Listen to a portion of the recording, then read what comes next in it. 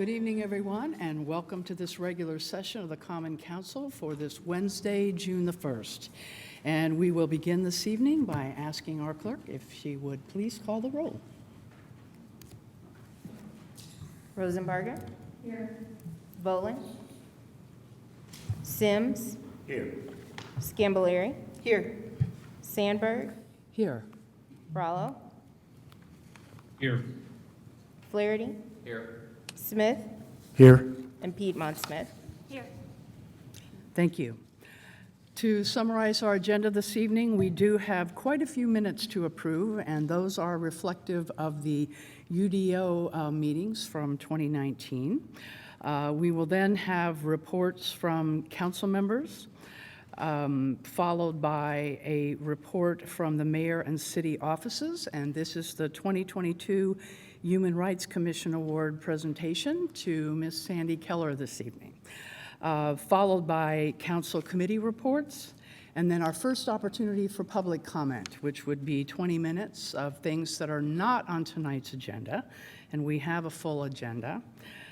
We will move then to any appointments to boards and commissions, and then we move to legislation for second readings and resolution. And that will include Ordinance 22-15 to vacate a public parcel. And this is a 12-foot wide alley segment running east-west between the Beeline Trail and the first alley to the west-north of 7th Street and south of 8th Street. This is Peerless Development, the petitioner. That is followed by Ordinance 22-05 to vacate public parcels, and this is two 16.5-foot wide alley segments located between West 1st Street, West 2nd Street, South Rogers Street, and South Morton Street, and the City of Bloomington Redevelopment Commission is the petitioner. Then we move to legislation for first readings. We have three items. Ordinance 22-17, an ordinance to amend Ordinance 21-36 as amended by Ordinance 22-3, which fixed salaries for officers and the police and fire departments for the year 2022. These regard incentives for police officers and increasing probationary officer base pay instead of providing retention pay. Then we have Ordinance 22-18 to amend Title 8 of the Bloomington Municipal Code entitled Historic Preservation and Protection to establish a historic district, and this regards 200 East Kirkwood Avenue, the Bloomington National Savings and Loan Association, and the Bloomington Historic Preservation Commission is the petitioner. Followed by Ordinance 22-19, an ordinance authorizing the entering into of a conditional project expenditure agreement of the City of Bloomington, Indiana, the Meridium Project, and the disposition of the proceeds thereof to Meridium, and authorizing and approving other actions in respect thereto. This is followed by a second opportunity for public comment. We will allow up to 25 minutes for items not on this evening's agenda, and then we talk about our council schedule coming up before we adjourn this evening. So without further ado, let us take up our minutes. And do we have a motion to approve these minutes? Madam President, I move that the council suspend the rules to allow the council to consider the approval of minutes on tonight's agenda in the ordinary course of business. Second. All right, moved and seconded. And then it would be in order for the council to consider these listed minutes. So do we have any additions or corrections or comments regarding these minutes? Yes, This Councilmember. requires, I believe this requires a second, is not debatable nor amendable, and requires 2/3 majority to pass. I'm correct? We do have a hand raised by Councilmember Piedmont Smith. We're not allowed to have any discussion about it. My comment was not directly for this motion that is on the table, so I'll wait. Okay. All right, so we need to have a roll call vote on approving these minutes, or the motion that's on the table about suspending the rules. All right, so will the clerk please call the roll? Rosenbarger. Yes. Volan. Yes. Sims. Yes. Scambolari. Yes. Sandberg. Yes. Rallo. Yes. Flaherty. Yes. Smith. Yes. And Piedmont Smith. Yes. Thank you. And now, do we have any comments about the minutes themselves? I will move the approval of minutes for the special sessions of October 16th, 2019, October 22nd, 2019, October 23rd of 2019, October 30th of 2019, November 13th of 2019, November 14th of 2019, November 19th, 2019, November 20th, 2019, December 3rd, 2019, December 10th, 2019, and December 18th of 2019. Second. All right, moved and seconded, and any additions to the minutes, Councilmember Piedmont Smith? I just wanted to note that there were corrections to the minutes that were sent out this afternoon by the Chief Deputy Clerk for October 22nd, November 13th, November 14th, and that was it, of 2019. So there were some corrections, just spellings and typos that were caught. So I wanted to make sure those are noted. All right, thank you very much. And so with those corrections noted, do we need to do a roll call again for the approval of these minutes? All right, if the clerk would please call the roll. Volin, Yes. Sims, Yes. Scambolery, Yes. Sandberg, Yes. Rallo, Yes. Flaherty, Yes. Smith, Yes. Piedmont Smith, Yes. and Rosenberger. Yes. Thank you, and those minutes are approved. And we now move to council member reports, and I will begin to my right this evening with Councilmember Rosenberger. No report, thank you. Councilmember Volin. Yes, I have a report, but I'd like to show some slides, so I've joined Zoom. If I can share my screen.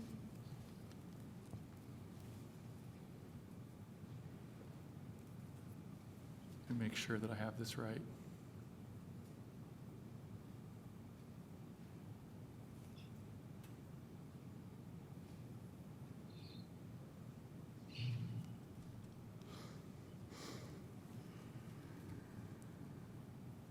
Here we go. I want to give a report tonight on the population of our fair city. I'm going to begin with the presumption that regardless of how any of us feel about whether the city should grow, we all believe that whatever growth the city has experienced and exists on the ground should be counted. The mayor's administration has rightly called out the 2020 census figure for Bloomington, that it's significantly lower than expected. In fact, it was the first census in the city's 200-year history in which Bloomington had supposedly shrunk from just over 80,000 to just over 79,000 people. When the census's own estimates from year to year between the decennial counts had us at closer to 85,000 people. This figure is bad for everyone, Monroe County, Bloomington, and IU. According to the census itself, it means that there will be $1,800 to $2,000 less in federal money per person flowing to the city to provide local services. If the government thinks that there are thousands of people fewer here than actually are here, that means millions of fewer dollars to serve those uncounted people. But as everyone knows, our city is dominated by a large university. Half the population and the vast majority of the constituents in the district that I serve are students at that university. Because the COVID pandemic struck exactly 2 weeks before that one day in a decade when the census goes out counting, it was a catastrophe for so-called college towns like Bloomington. Tonight, I want to show some hard evidence of the undercount that resulted from that unprecedented wave of students moving away from college due to the pandemic. You can find this evidence in the census blocks that correspond with the university's own housing, which is indeed within the city limits and is always counted as part of the city's population figure. The university has 10 primary residence centers that were built before 1970 that have housed at least 1,000 undergraduates every year since that time. In the northwest portion of campus, there's Briscoe, McNutt, and Foster Quads. In the central part of campus, there's Wright Quad, Teeter Quad, Ashton Center, and the new Union Street Center, and Eigenman Hall. In the southwest, there's Reed Center, Forest Quad, and Wilkie Quad. Collins Living Learning Center is the oldest of the dorms, but has consistently housed only around 500 students. Other than Collins, all these buildings have, outside of years when one or the other might have been under renovation, consistently housed 1,000 students each on the average. Now let's take a look at populations by census block. So here, for example, this census block contains Wilkie Quad and the new 3rd and Union apartments, which were built after the 2010 census. You can see in 2010 there was a population of 613 people there.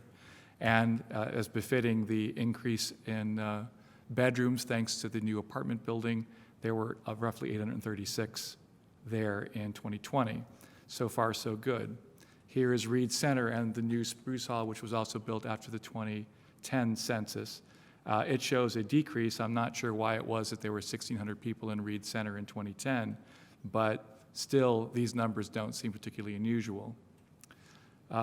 Forest Quad, on the other hand, including the University East apartments, shows a significant decline. There were 1,177 people in that census block in 2010, which is about par for the course, but only 742 were counted there in 2020.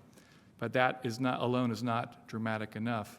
Eigenmann Hall, as you can see, had an increase in the central part of campus. Wright Quad had a slight increase. So far, so good. Ashton Center was closed, and Union Street Center was being built at the time of the 2010 census, so there were no people recorded there. But you can see that that area now has, again, typically more than 1,000 students living in that section, that census block. Collins saw a small decrease, but take a look now at Teeter Quad. More than close to 2/3 of students that normally live in Teeter Quad were not counted there in the 2020 census.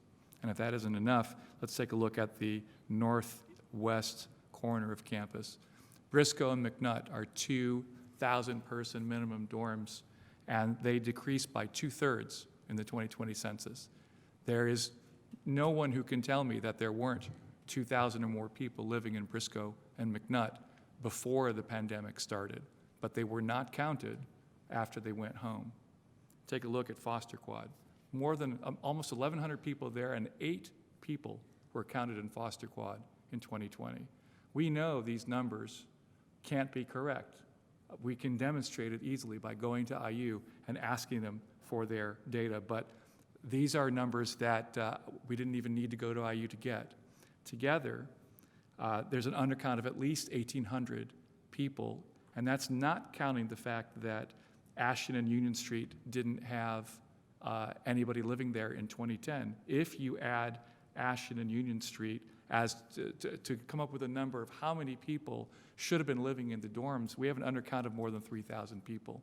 That would easily reverse the decline that we saw in the city's census just from dormitory populations alone. So we know that just the 4 census blocks that are here in red account for that shortfall, and that's including the fact that there were increases in population in other dorms. So the census has always held that students should be counted where they go to school. But some students in dorms were counted, and the ones in those certain dorms weren't. Even now, the census's estimate for the city of Bloomington as of July 2021 had the city growing by 800 people from the official 2020 count. If this is really a city in population decline, that number makes no sense. Because IU is a branch of government and it directly oversees these residences, IU should provide, and the Census Bureau should accept, proof of IU's residence figures from February 2020. And the census should adjust Bloomington's count upwards by, I would say, at least 3,500 residents. Every college in America should be working with every city that hosts them to demand the same adjustment. Thank you for your attention, and I appreciate the chance to give this report. Thank you, Councilmember Boland. Councilmember Sims, do you have a report? Report of sorts. Thank you, and I'll be brief. First thing I'd like to do is congratulate my friend, my fellow Rotarian, Sandy Keller, this evening on her 2022 Human Rights Commission Award presentation. So I won't take much more time on that, but awful proud of her and well deserved, and look forward to the presentation. Quickly, And I think anyone sitting out in the audience understands, in particular us as legislators, there are tons of things that we could talk about that we need solutions to, that will better the community. Sidewalks, public transportation. I mean, there's a ton of things. But what I want to discuss tonight is the increasing firearm violence in our city. I'm not even so sure how to equate it. I just know it's increased. It is in our housing projects, in our playgrounds, on the outskirts of town, you know, young people, out-of-town people. It's, I don't even want to use the term pandemic, but it's getting close. So what I am doing this evening is we have two task force and a commission that look into public safety issues. And they're doing wonderful jobs. One is the Future of Policing, the Community Task Force, and that is chaired again by Chairman Carolyn Calloway Thomas, and the Citizens Advisory on Public Safety Commission, or the CAPS Commission. And I am asking these two organizations, these two task force and commissions, to see what we can do to look into this a little further, and working with our local law enforcement. And it may even take more than BPD to work toward that solution. I will say this, that I do know that conversation has begun and has been fairly robust in the Future of Policing Community Task Force. And I'm looking forward to any solutions that we might come up with this. But I just wanted to kind of get that into the minds and thoughts of everyone that's here present and those that are on Zoom. This is something we have to address, folks. And I'd be willing to talk about the price of gas. I'm willing to do that also. But I think we really need to have community discussions on this violence that we're experiencing. Thank you, Madam Chair. Thank you, Councilmember Sims. Councilmember Scambaluri. Yes, thank you. I'd like to extend an invitation to my June constituent meeting coming up this Saturday, June 4th at 1:30 p.m. via Zoom. Many of our issues and much of our conversation will focus on District 2 issues, but certainly anyone from across the city is more than welcome.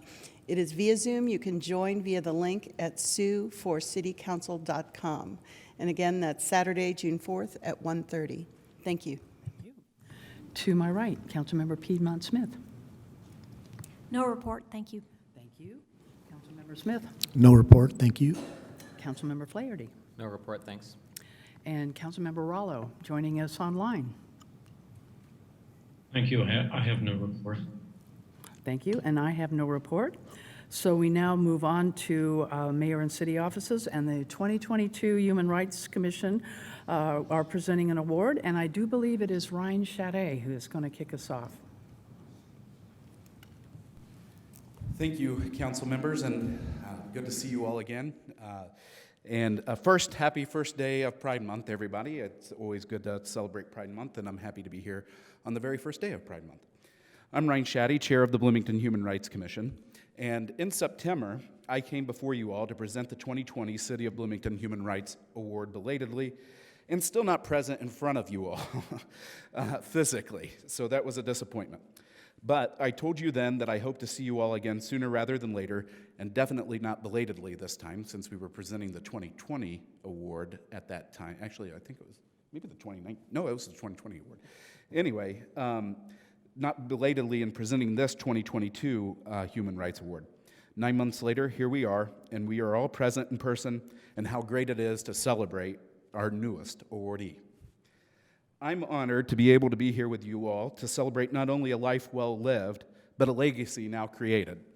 The 2022 recipient, many of you know well, is the founder and executive director of My Sister's Closet of Monroe County, Sandy Keller. My Sister's Closet was founded in 1998 and is a nonprofit organization offering its services to the clients of more than 40 local service organizations. They not only provide professional clothing to clients, But the majority of their programming involves the skills of job trainers, mentors, and community advocates who help women in poverty find employment. However, Sandy does more than just operate this wonderful nonprofit in our community, as her nomination letter that I'm about to read to you all will attest. Her nominators, though, wish to remain anonymous, but they are the various employees and volunteers of My Sister's Closet who hold Sandy close to their heart. Here is what that nomination letter says. Who else can we help? This is a question that you will see Sandy Keller ask herself and her team of staff, interns, and volunteers every day. It is not necessarily one that you will hear with words, but you will visually observe in everything Sandy does. Sandy is a huge asset to Bloomington, as well as Monroe County, as well as the entire region. She is a compassionate advocate for anyone who has ever needed help to pull themselves out of poverty, whether it is a temporary setback or generational. Many who know her well will tell you that Sandy has a heart of gold. They will say that she is one of the most accepting and non-judgmental people you could ever meet. They will tell you that she sees the good in everyone, no matter what their background was like. Although she has seen the worst in people and experienced some of it herself, she chooses each day to see the positive in the world and in each human with whom she comes into contact. She treats each person with dignity and respect, the way a human should be treated, regardless of any labels that society has imposed upon them.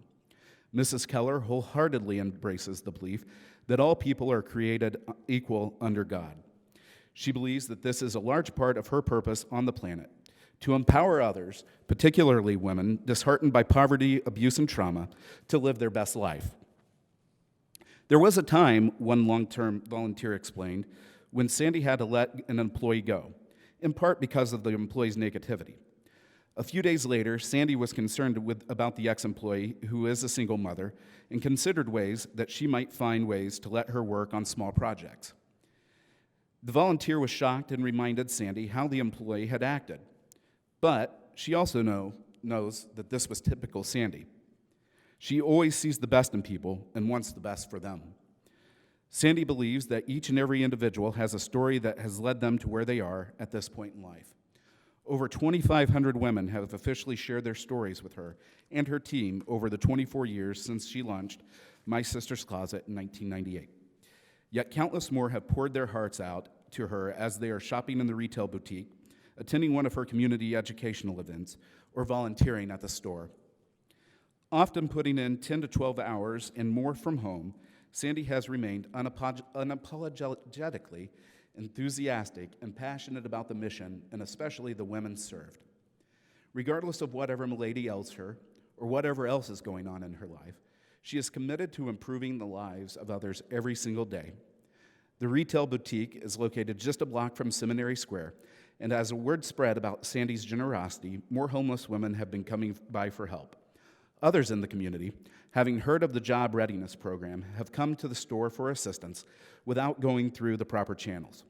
Some have come in claiming they are getting ready for a job interview, when really they just want clothes to look nicer for a date or for an event. One woman who had been homeless for just a couple of months went into the store recently saying she was there for job interview clothes. Sandy worked with her, and the more she connected with the woman, she began to share more of her story, her background, her struggles, and how she had found herself in her current state of poverty. She finally told Sandy the truth.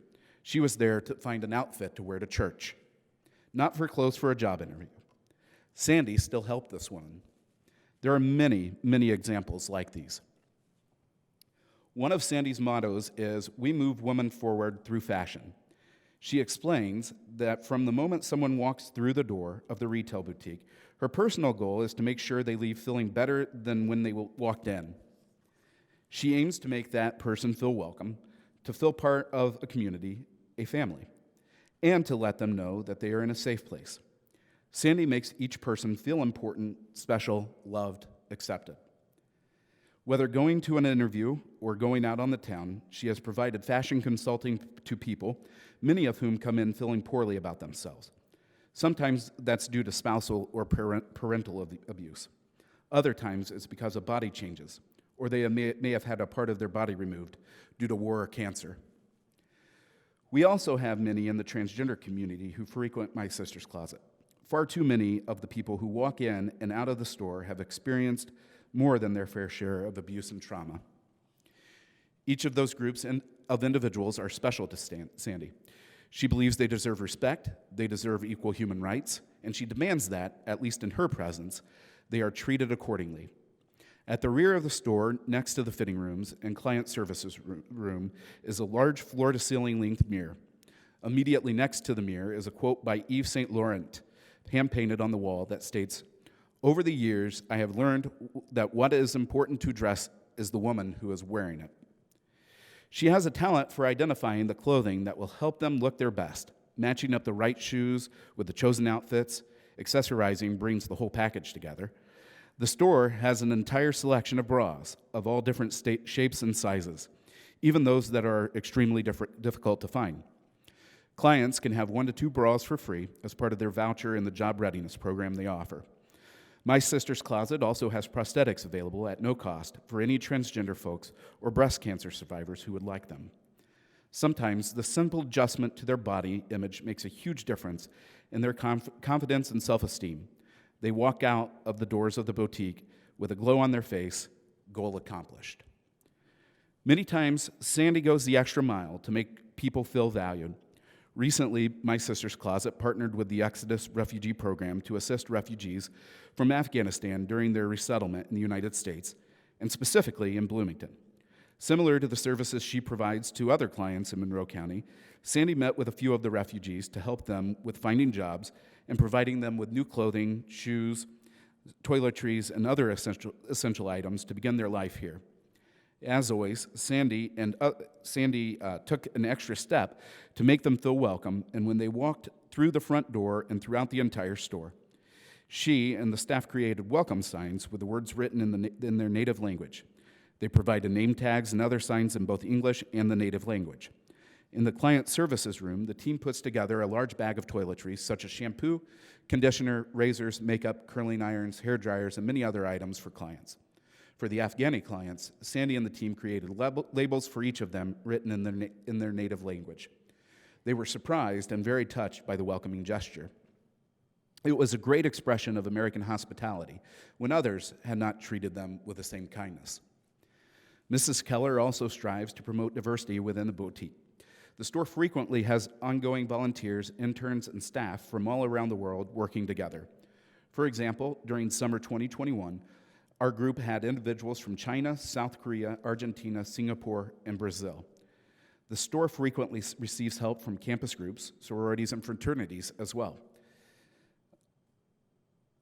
One of the most requested volunteer events is the Mlk Day Event.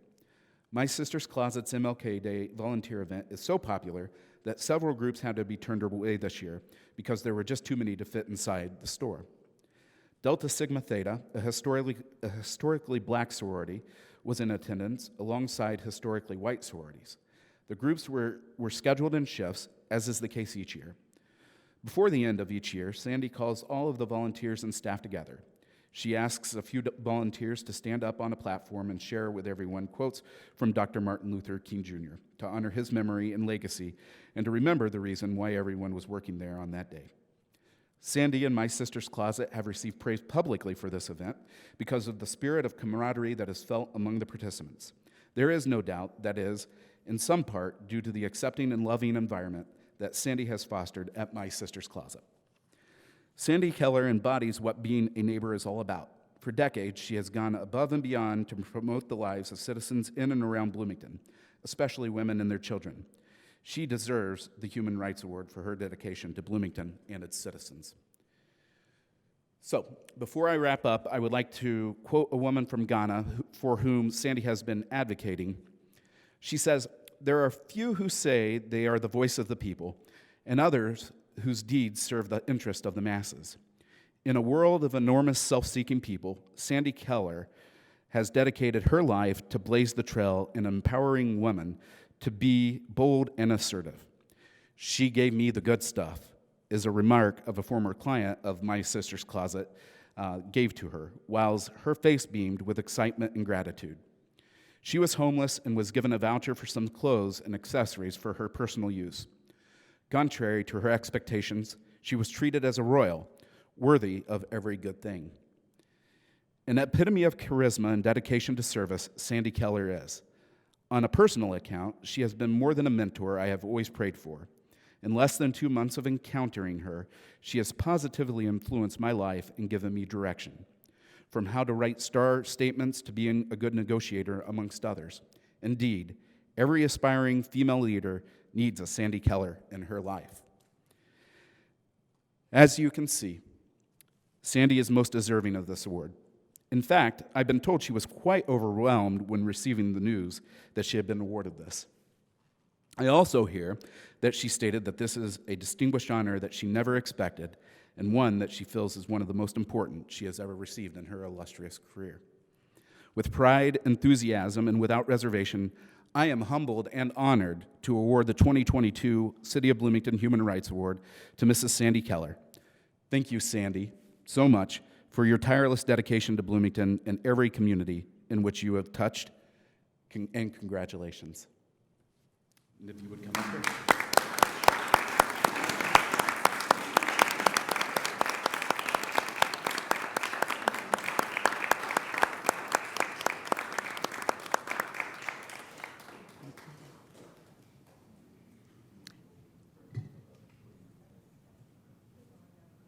Sandy, would you like to say a few words?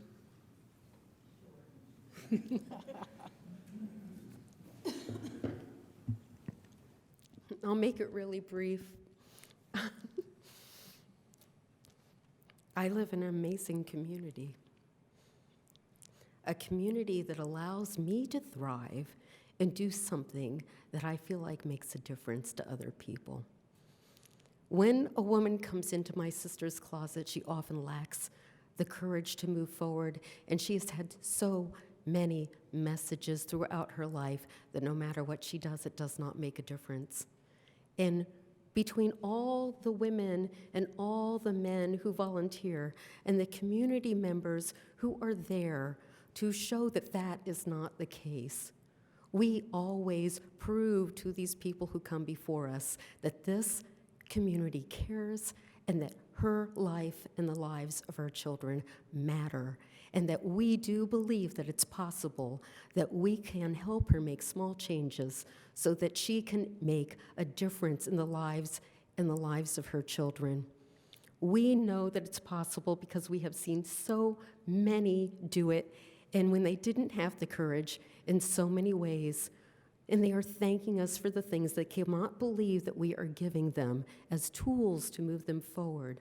One of the things that we say, which we truly believe, is that the hopes and dreams of all the women who wore these clothes and who have given them to you are embedded into the threads and fibers of what you are now wearing. And when you go out on that interview and you ask for that job, you are carrying all of us with our hopes and dreams with you, and we believe that you could win.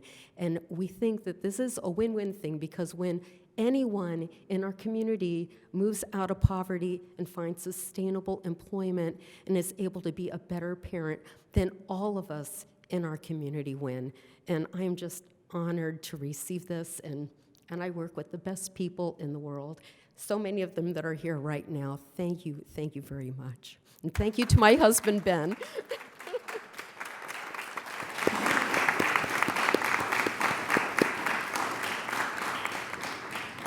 Thank you.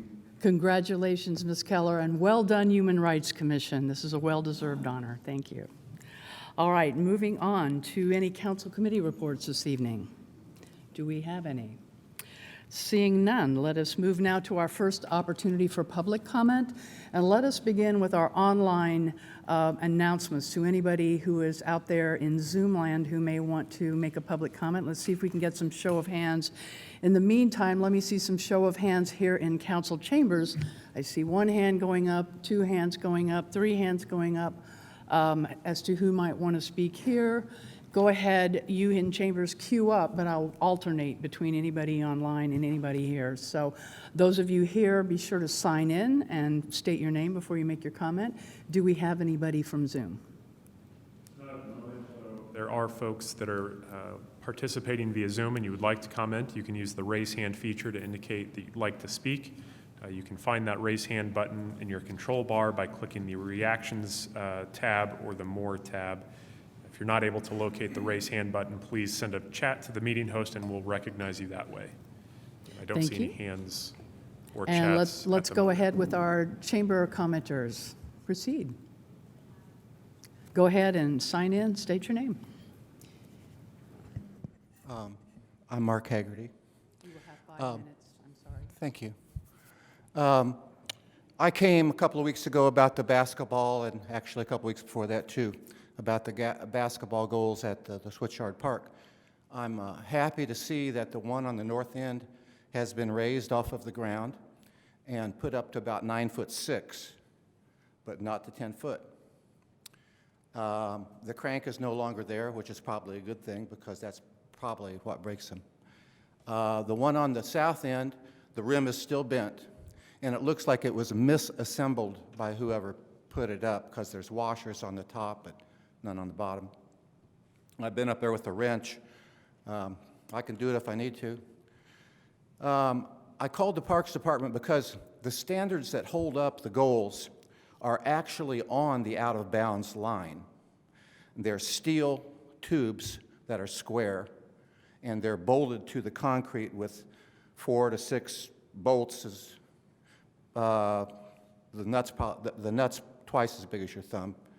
Perfect place for little kids that play down there, because every age plays there, to just run their faces into that. When I talked to the Parks Department about it, they said that they were covered and indemnified by some kind of playground rules that said that they don't have to cover stuff like that. But if you look at the NBA games, you see the standards are way, way back. And if you go out of bounds, you've got a long ways to go to the pads. So that's a danger. And people have gotten hurt on it and will continue to get hurt on it. And I hope that we can address that. The second thing is the lights. We need lights to play at night like the tennis courts have and like the baseball diamonds have and like the skateboard park has. And I have to remind you that the Switchyard Park basketball court is the most integrated place in Bloomington, age-wise, class-wise, and race-wise. It's the place where everyone comes together. And it can make for a somewhat volatile mix, but it's a good thing for this community that we can communicate in person with in these situations. And I think it's one of the best things that we have right now, and it's the thing that attracts me most to the Switchyard Park, of course. In regard to the shootings in Texas, this is the most important women's issue that we've ever confronted. Men do not understand this issue well enough to be in charge of it. The cops are not coming. People value their lives. They get into situations like that.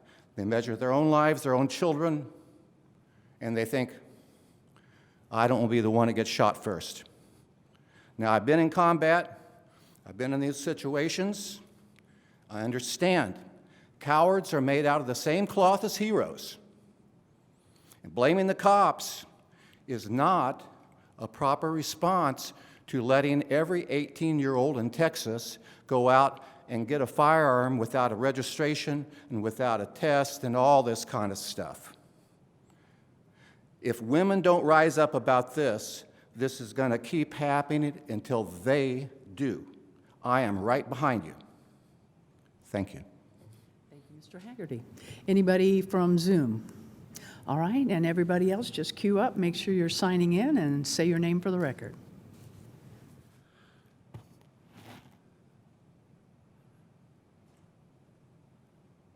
And everybody speaking this evening will have 5 minutes.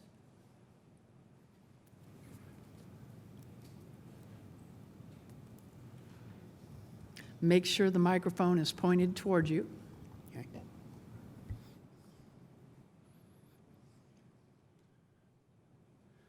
My name's Darrell Rubel. I've got a little bit of good, bad, and ugly tonight. I'm going to start out with the good. I called the street department Tuesday morning about a pothole at 3rd, or Kirkwood and Elm. at 10 o'clock. By 2 o'clock, they had that thing filled. There was 3 bad ones right there. There was one probably 6, 8 inches deep. Thank you for them guys doing that. They was there fast. They done a great job. Some great guys right there.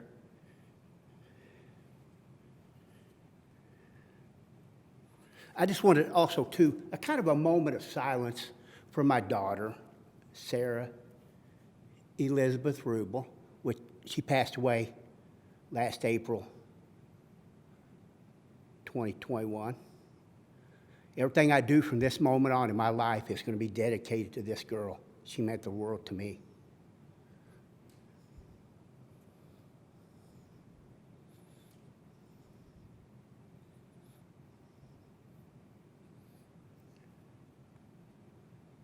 Okay, now we'll get to the other things here.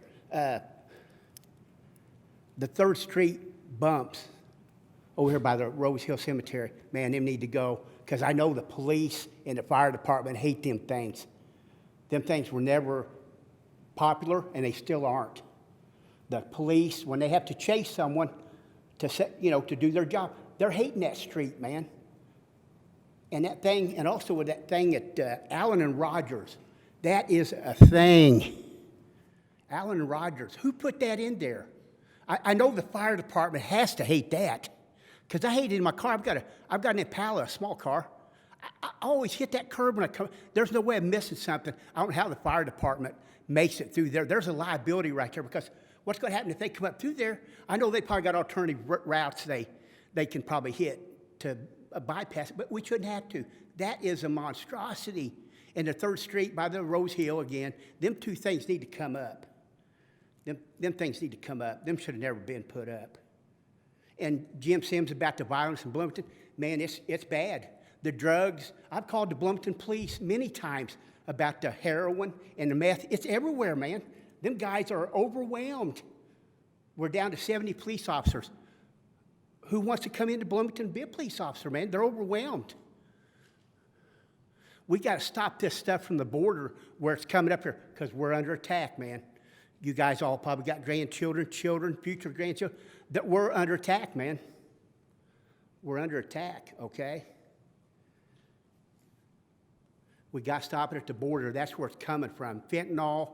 I seen an officer on TV the other day. He pulled this person over, and the officer took some of the stuff, and he was I don't kind of a misstep. He probably wasn't, but he took some of that stuff out of the thing and dumped it in his hand to see what it was. He died immediately.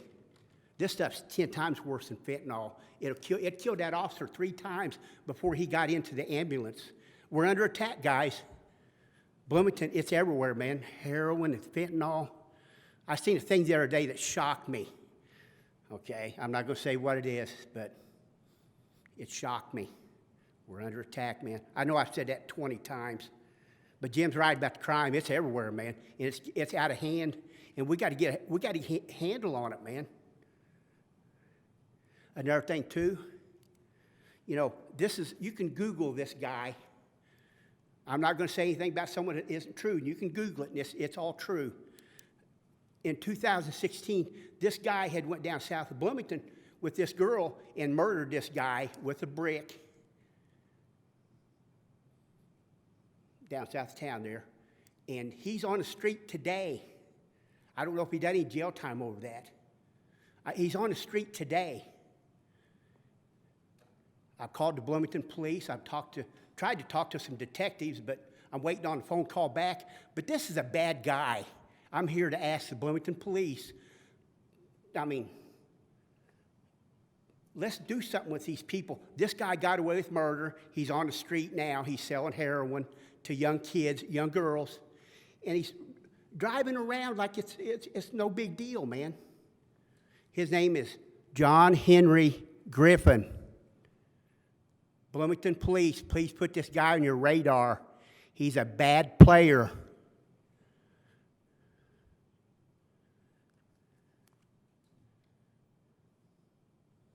Thank you. I appreciate your time. Thank you, Mr. Rubel. Any commenter from Zoom at this point? All right, next up.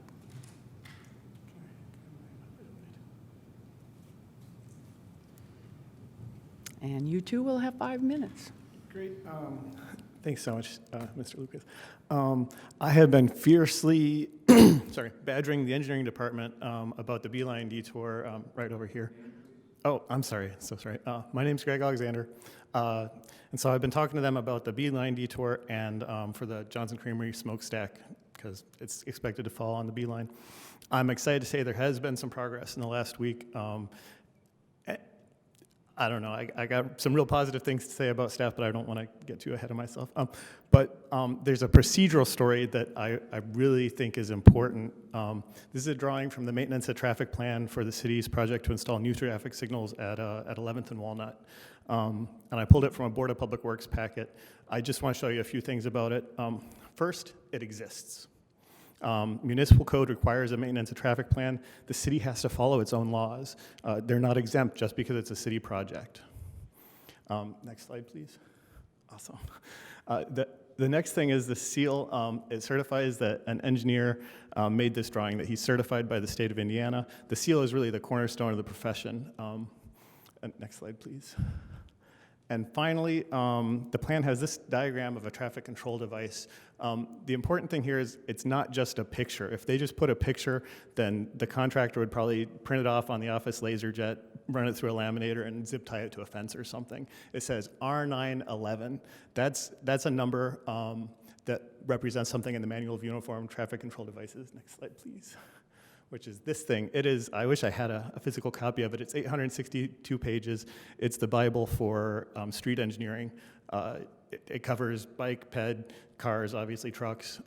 It says the shape, the size, the color, the retroreflectivity, when you can mount it, where you can mount it, what you have to mount it to. It tells you everything about traffic control devices. That's signs, lights, etc.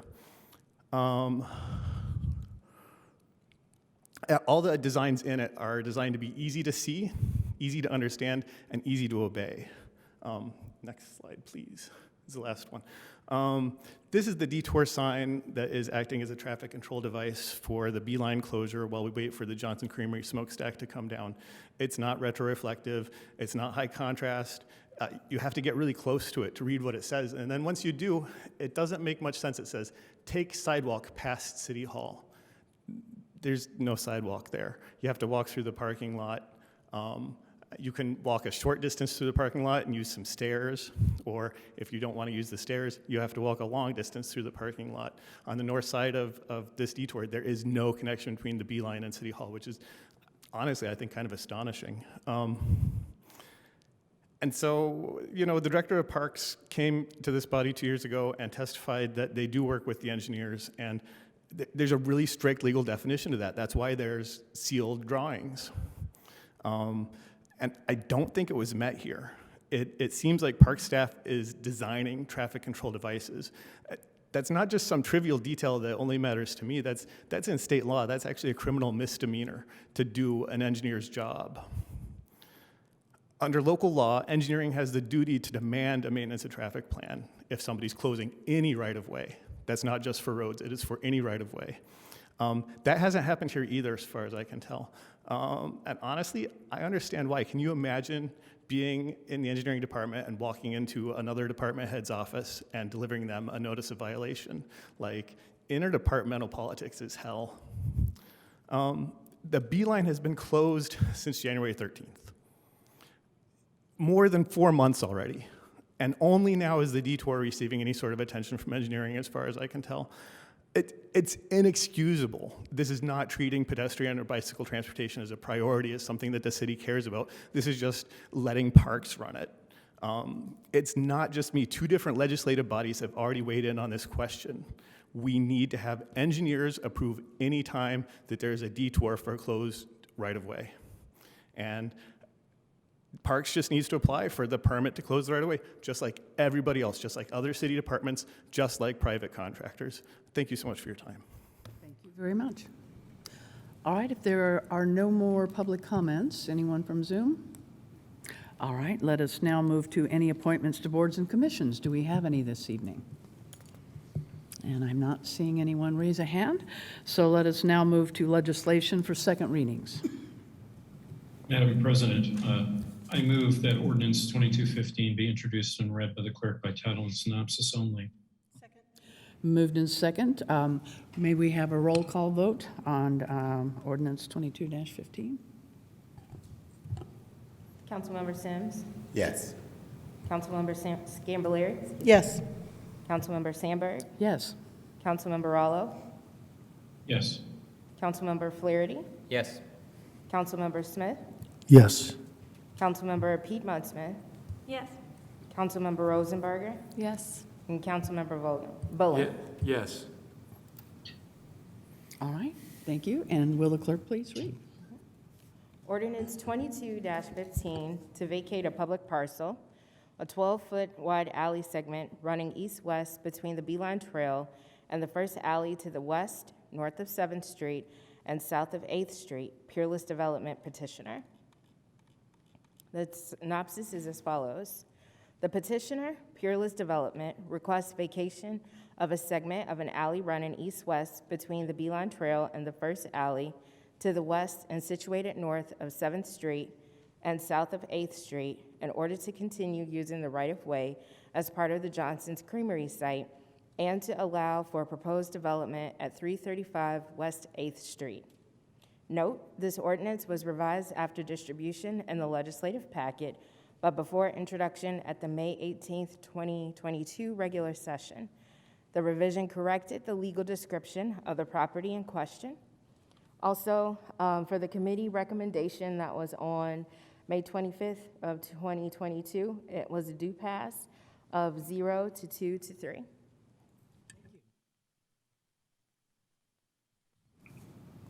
I move that ordinance 2215 be adopted. Second. All right. And who is with us this evening? Would this be Mr. Grulich to make a brief presentation? Joining us via online? Yes, thank you very much, council members. So as mentioned, this is a request from the Peerless Development Group to vacate an alley that is just to the southwest of the Showers Building. This is a property that currently has a parking lot on it that the petitioners are looking to redevelop this site with a new multifamily building. So they are here tonight to request that a portion of an east-west alley be vacated that runs along the south side of this property. So the alley in question runs east and west between 7th and 8th Street, just east of Rogers. You can see here that this area was platted in the traditional grid-like development of alleys that separate north, south, and east and west streets. So the alley in question runs along the south side of their property, and as I mentioned, currently has a parking lot on it. There is also a series of underground culverts that runs through here that takes a portion of stormwater drainage through the site. This runs through the northeast of the site and also presented a little bit of difficulty for the petitioner as they were working through various development proposals. So as you can see here in the survey, they are requesting to vacate a 12-foot wide by 132-foot long section of alley. This does contain a portion of the smokestack that has been recently discussed on several occasions. About 80% of the smokestack is probably in the alley. So the petitioners came forward to the Plan Commission last year for a site plan approval to redevelop the site with a new multifamily apartment building. So this is that prospective site plan. I have highlighted the alley in red here to kind of show where that lies. So the proposed building encroached into that alley approximately 9 feet. The Plan Commission approval was obviously contingent upon the vacation of the alley as the petitioners were encroaching into that public alley with their request. So the vacation of the alley was essential in order to allow for the site plan that the Plan Commission approved to be constructed. So the petitioner's site plan or their overall proposal was a 5-story multifamily building. This is a rendering kind of looking west from the Beeline Trail. You can see the smokestack on the left side of the screen. This was a multifamily building, 5 stories. You can see the petitioners have had to redesign some of the location of the building in order to make sure that there were no portions of it over that underground culvert, which they were able to accomplish. However, as I mentioned, they do have to vacate that alley in order for the project to be constructed. So this is kind of the rear rendering showing where the alley is in relation to the smokestack. The building did encroach into that, as I mentioned. So the vacation is essential in order to allow for the last 9 feet or so of the building to be constructed as approved. So with that, the Planning Commission did approve the petition with the 3 conditions. As I mentioned, the third one there is the east-west alley vacation must be accomplished in order to allow for the project to be constructed. So with that, I'm happy to answer any questions or turn it over to other staff for additional presentations. Thank you, Mr. Grulich. Is there anyone else on behalf of the staff who wishes to make? I see Ms. Kate approaching the podium.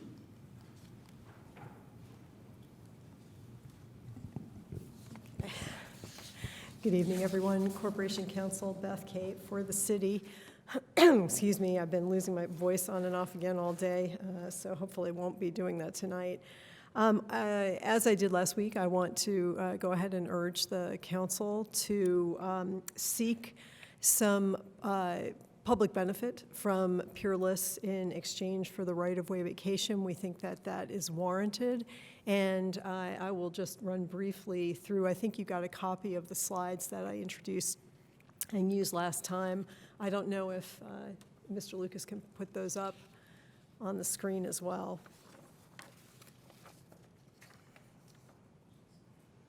Sure.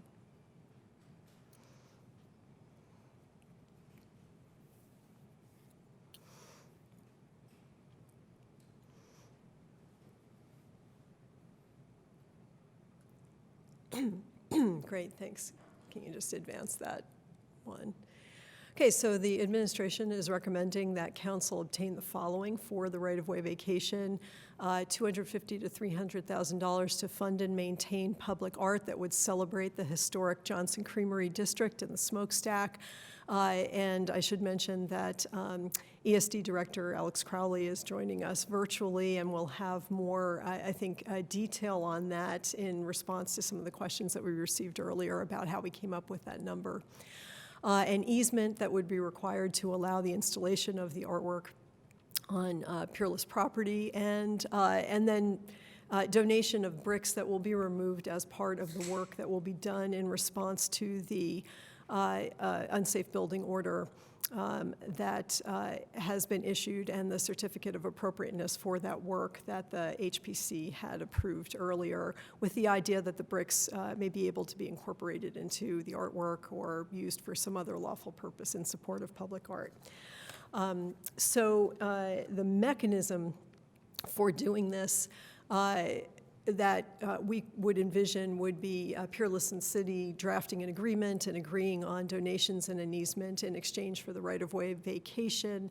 And the council ordinance would approve that agreement, approve vacation of the right-of-way, effective upon execution of the agreement. I'm going to modify this slightly based on just some developments today. And then Peerless and the city executing the agreement, Peerless executing the easement documentation, all of this getting submitted and recorded where it needs to with the recorder and the auditor.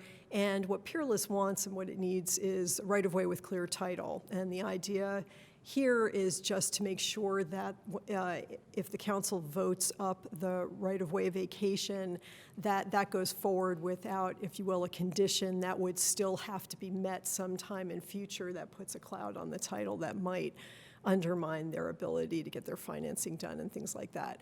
I guess one slight modification I'd make to this is we had not heard between last week and this week, had not really heard from Peerless in terms of reaching out, trying to negotiate with the city. And so we reached out again to them today, and where it sounds like there may be some desire to sit down with the city and negotiate something. I'm not really sure what. Okay, so I guess what I would suggest with respect to the council is, because I understand that Peerless is looking potentially to have the council postpone its vote on the right-of-way vacation. Postponing it for too long is a problem. I mean, I just, every day that this sort of goes further and further, it's a problem for them if they need title to go forward with their financing and start their project. It's a problem for the smokestack work getting done because they are looking for their financing to finance that work. It's a problem for the Beeline Trail. So I wouldn't recommend a long delay in this, but a week to sit down and negotiate an agreement. We might be able to come back to the council with an agreement that then if the council approves of that arrangement and thinks that it's sufficient public benefit in exchange for the right-of-way vacation, would then be able to vote on the ordinance. So that's a little bit, sort of a slight modification to what you're seeing up here. Yeah. Thank you. We think that this type of ask from Peerless is warranted. The right-of-way provides a substantial commercial benefit to them, as you just saw in Eric's presentation. Their project is going to encroach 9 feet into that 12 feet right-of-way. This is a $10 million project. A conservative figure on their annual rent is about $800,000. They're building into that right-of-way. They're going to be right up against the historic district. We have tried to be very accommodating. I think we did not oppose the modification of the historic district map that Peerless brought to the council and that you all eventually approved. But it is the fact that whenever you have building like this sort of sitting right on a historic district, there is some concern about making sure that it's well integrated, and the city's thought is that this art project would be able to do that. The Creamery and the Smokestack are iconic buildings in the city, and they deserve this kind of world-class attention, we think. The amount, and here's where Alex can weigh in with some more detail, but the amount that we're talking about is certainly in line with other recent public art projects, and I just cite the Graduate Hotel project up here as one example. The amount is reasonable. As I said before, with respect to the rents, it's not quite a third of 1 year's rent.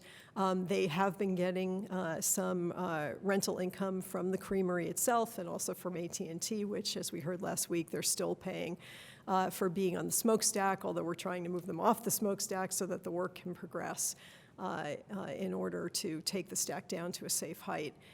And then finally, I would note when Peerless objected to a condition being placed on the certificate of appropriateness before the HPC, their concern was not to have some kind of indefinite or vague commitment with respect to doing something commemorative that they wouldn't know what they were agreeing to.